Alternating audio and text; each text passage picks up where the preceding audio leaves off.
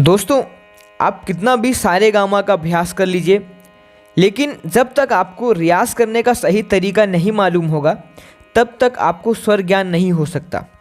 क्योंकि स्वर ज्ञान करने के लिए हमें रियाज़ तो उन्हीं चीज़ों का करना है जो चीज़ें सभी करते चले आ रहे हैं, लेकिन एक प्रॉपर वे क्या होता है रियाज़ करने का, अगर हमें वो नहीं पता होगा तो हम बेहतर से बेहतर कलाकार नहीं बन पाएंगे और हमें कोई भी चीज़ लाने के लिए बहुत ज़्यादा समय लग जाएगा और वो चीज़ आएगी भी नहीं आसानी से।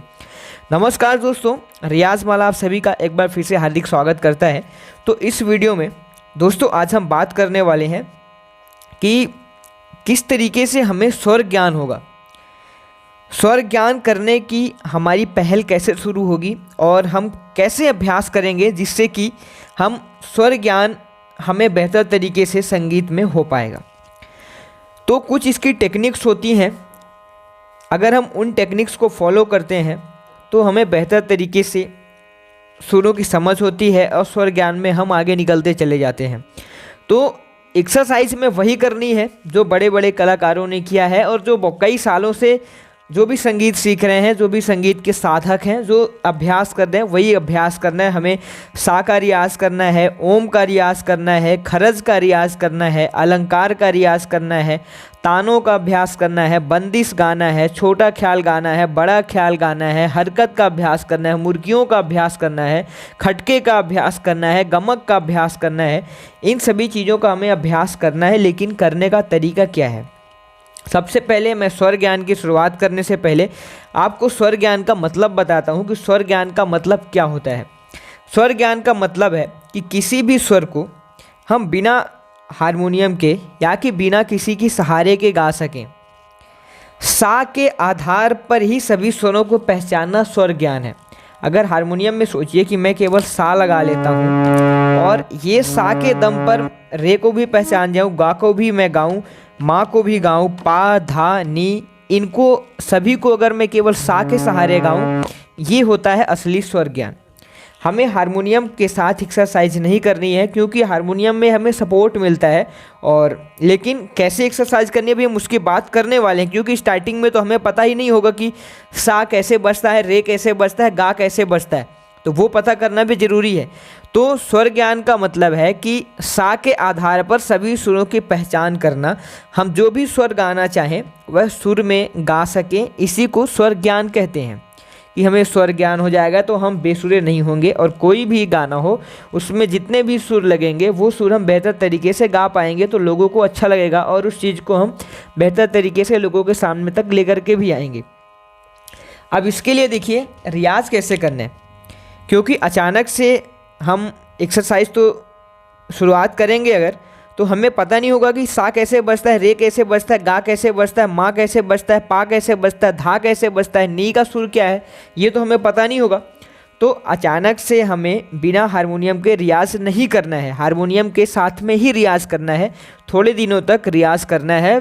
और क्योंकि पहले हम सुर समझेंगे कि किस तरीके से सा बजता है, किस तरीके से रे बजता है, इस तरीके से हम पहले सुरों को हारमोनियम के साथ गा करके, हारमोनियम में सुन करके हम पहले सुरों को समझेंगे। जब हम संगीत सीखना शुरू करते हैं तब सबसे पहले हारमोनियम पर ही हमें रियाज़ करना चाहिए, क्योंकि उससे हमें सुरों की जो एक्चुअल रेंज है, जो सुर वास्तव में कैसे सुनने में लगते हैं, कैसे हमें उनको गाना है, इसकी पहचान होती है। तो इसलिए हमें शुरुआत में हारमोनियम से ही करना चाहिए। कुछ महीने हारमोनियम में रियाज़ करने के बाद जब हम उस स्वर को समझना शुरू कर देते हैं तो उसके बाद हम हारमोनियम को छोड़ सकते हैं, लेकिन हमें कुछ महीने तक अभ्यास करना है। ऐसा नहीं है कि आपने 2 दिन किया, आपको लगने लगा कि बस समझ में आ गया, 2 दिन में ही छोड़ देना है। हमें कुछ महीनों तक अभ्यास करना है, क्योंकि ये इतनी आसान विषय नहीं है, इतनी आसान विधा नहीं है। इसलिए हमें पेशेंस बनाए रखना है, धैर्य बनाए रखना है और कुछ महीनों तक अभ्यास करना है। उसके बाद हम रियाज़ करते करते जब हमारे दिमाग में सुर बैठने लगेंगे, जब हमको सुरों की समझ होने लगेगी, तब हम हारमोनियम को छोड़ेंगे और उसके बाद एक नई चीज़ पकड़ना है। नई चीज़ है तानपुरा। तानपुरे का अभ्यास करना है, क्योंकि शुरुआत में तानपुरे के साथ अभ्यास करना कोई आसान बात नहीं है। क्योंकि जब हमें सुर की समझ नहीं होगी, या कि आप हारमोनियम में सा और पा लगा के अभ्यास कर लीजिए, या कि तानपुरे का अभ्यास कर लीजिए। अगर आपके पास तानपुरा नहीं है, हारमोनियम है, तो हारमोनियम के पास केवल सा और पा लगाइए और ये कुछ महीनों तक हारमोनियम में बजाने के बाद ऐसा अभ्यास करना है। सा और पा दोनों का इस्तेमाल करना है और इसको दबाने के बाद आप यहाँ से सारे सुर लगाने की कोशिश करें, जैसे कि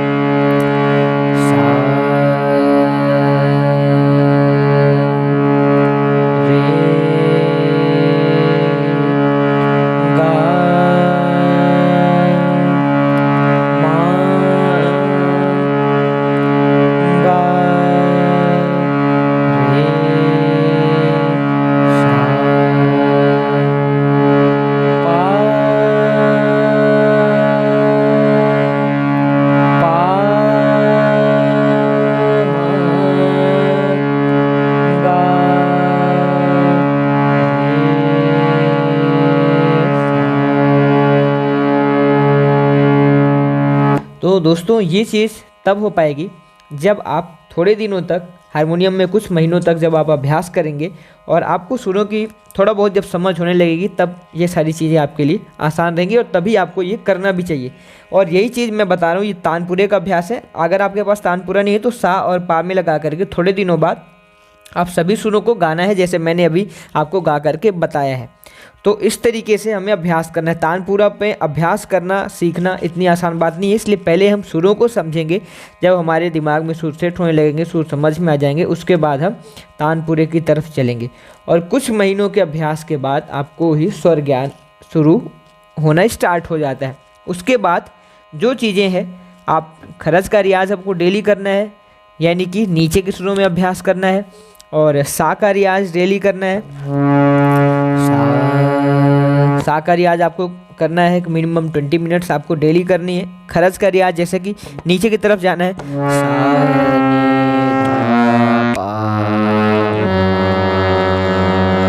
ये होता है खरज का रियाज। नीचे के सुरों में हमें काम करना है, इससे हमारा बेस बनता है गले का।